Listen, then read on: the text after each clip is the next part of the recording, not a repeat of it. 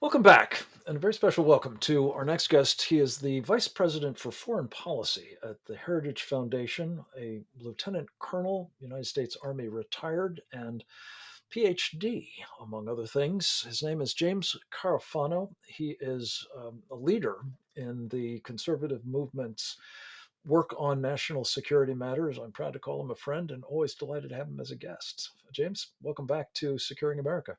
Thank, thank you for having me. I wanted to start with a really important product of the Heritage Foundation, Jim. It's called the Index of U.S. Military Strength.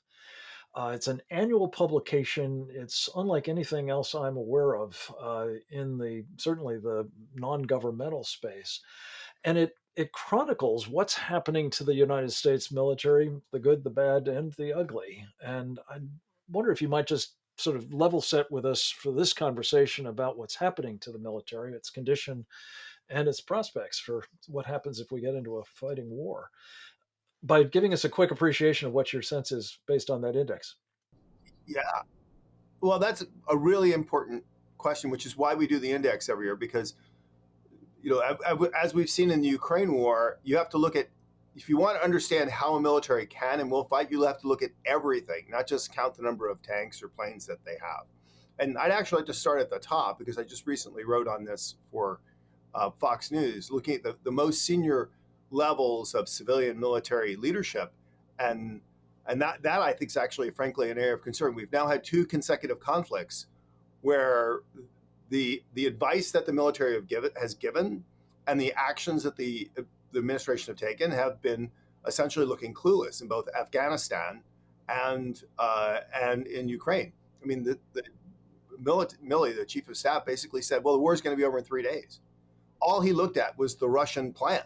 He didn't look at any of the military capabilities. So he either gave really bad advice, or the White House refused to accept it. And then, look, military planning is not about planning for what you want to happen or what you expect to happen. It's to plan what could happen, either really good or really bad, and have contingencies to As you deal with say, that. And, the it's very one of the apparent. most famous military adages is "No plan survives contact with the enemy." So you can't go on the basis of those Right. plans, and the Russians were every bit as surprised, I think, as was Milley.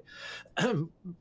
This is making a point as But to the quality of yeah, leadership, which obviously has an impact on military strength. But so do some of those other calculations, which you do right. admirably on the numbers and the quality and the In readiness the of index, our forces. How would you characterize those right. today? So when you go well, if you go one level below that, when you look at planning, for example, and as we were talking about, before we started, the military just put out a budget which didn't include inflation. I mean, we're at 7% inflation. That and some of the biggest drivers are personnel costs, fuel costs. These things are heavily impacted by inflation. That's It almost is. And, malfeasance. and let me just drill down on Then that for when a we look at second. A yeah, colleague by the name of Captain Hung Kao, who's now running for Congress out in the 10th District of Virginia, as a matter of fact, used to build budgets for the Navy. And he said that the impact would be on the order, this failure to factor in inflation, on the order of a $45 billion additional charge just to do the sorts of things that the military has said they need to do. And that translates into, he said, 4 carrier battle groups. He said that would translate into air wings of fighter aircraft and so on. In the absence of that, you've been in the building, as they say, for a long time, Jim.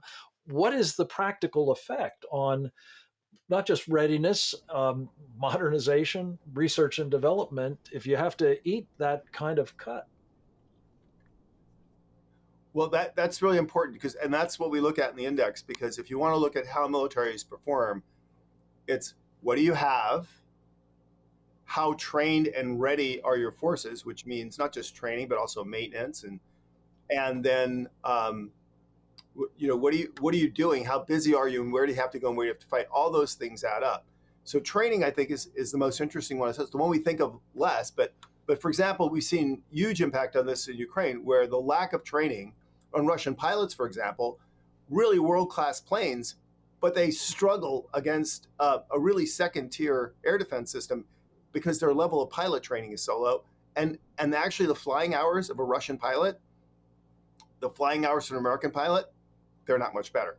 So one of the things that Trump did is he really bumped up training and readiness, and literally it, it rose like a man from the dead from the Obama years to the Trump years.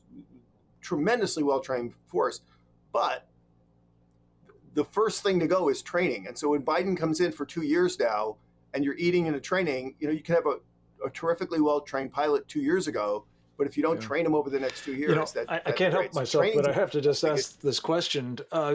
Is the impact on training that you're talking about exacerbated by the amount of time that is now being allocated in training to critical race theory indoctrination and the social engineering and other aspects of sort of what I think of as the war on the military's culture that's been waged by this administration? Well, this this is actually becoming quite significant as and we hear many veterans leaving the service telling us stories about this, and it has a cascading impact. It costs money, and so if you want to just label writ large the woke agenda, whether it's critical race theory training or climate change action plans or whatever, many tens of millions of dollars um, are being sucked off for that. So it's impacting financially.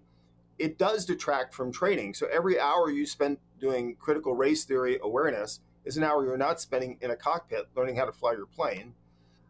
And the most significant and maybe the most difficult to quantify is it affects morale and readiness and retention and recruiting, because people primarily join the military to serve their country. I was in the military for 25 years, so I saw this up close and personal. Sure, you get a paycheck. Sure, you like to have a quality of family life. But what really empowers you to serve is you feel like you're doing something that's meaningful to protect your nation. And so the more of these distracting things that you have, particularly ones that in your heart really aren't contributing to military readiness, that actually affects Morale, morale. and we're going for to come back example, to this on the other side of a very short break, Jim. Morale combined with a lessened confidence in your leadership can only be corrosive to good order and discipline and unit cohesion and all those other factors that really determine how well you'll fight when the balloon, as they say, goes up. Jim Carafano is our guest. We're going to talk with him more about all of this, and we're going to get into Iran as well on the other side of a very short break, right after this.